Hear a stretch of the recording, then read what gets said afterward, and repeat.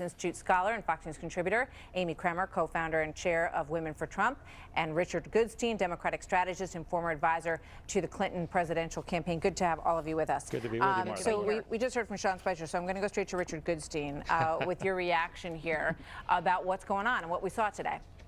Well, he referenced the Constitution several times, and to your credit, you pointed out that this does not have to be delivered in person in the House. I also say he referenced this 2013 bill that every single Senate Democrat and 14 Republicans voted in favor of that had $46 billion, including $8 billion for a barrier. I would say if Donald Trump wants to call Nancy Pelosi's bluff, have Mitch McConnell and bring that bill up today or tomorrow, and let's see where the votes are. I believe that Nancy Pelosi would get the House to vote for that, and that settles it. Okay, this letter of his, withdrawing the plane, he's saying take commercial into a war zone, where we've now tipped off people who are our enemies that the number 2 person behind me in succession is coming, et cetera, et cetera. I'm just saying, I just think, and he's also referred to it as a PR stunt. That's what Donald Trump thinks but a let me visit ask to you the this. troops Isn't it a PR stunt to suggest that the State of the Union can't be done and that Secret Service and Homeland Security can't protect the Congress? Isn't that also the same? I would say that Nancy Pelosi, we've canvassed some, but not every single agency, including Secret Service and so forth.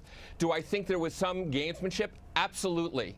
Absolutely. Right. The president went abroad to Iraq during the shutdown. So the notion that somehow her being abroad, and incidentally, over the holidays, and we're at a different stage of this whole game now.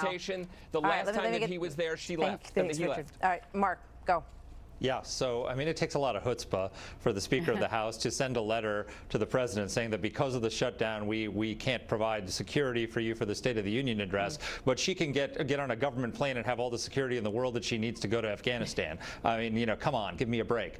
So, look, I understand why the President did this. He's a counterpuncher, but I agree with Lindsey Graham that it was counterproductive, because the thing is, this really pleases Donald Trump's base. I mean, me and everybody else who wants the president to succeed, we're cheering this. But we're already with him.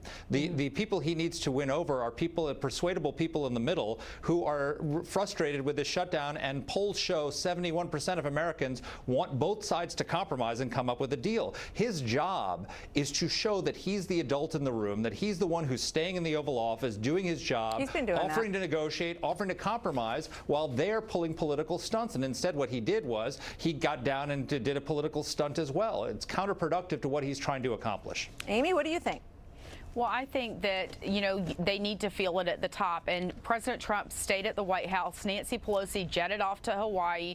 Now, part of her delegation was in Puerto Rico for a fundraising trip. And now she was about to jet off. And 30 minutes before they were to leave from the Capitol, they get a reroute. That's what we call it in the airline world. I'm a former flight attendant. It sounds a lot like Nancy wants to go jet around the world when she needs to get back to the Capitol and do her job. Why is it that she can jet off during a government shutdown? The president stays there. Then she extends the invitation for the State of the Union, but now she wants to pull it back. It's nothing but political stunts. The president is trying to deal with a real crisis that our nation is facing, Martha. Women for Trump brought angel families to Washington this week that have lost family members to opioid abuse. They've lost family members to illegal crime. And this is a situation that lives are at stake on both sides of the border. There's not a life that should be lost because our border is unsecure. So let's get back to the table and let's deal with it and fix it for all Americans. He's putting America first, and that's exactly what he was hired to do. All right.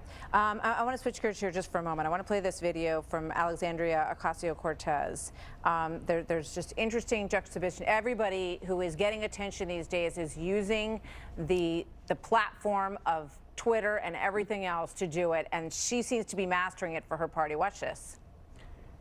The truth of this shutdown is that it's actually not about a wall, it is not about the border, and it is certainly not about the well-being of everyday Americans. The truth is, this shutdown is about the erosion of American democracy.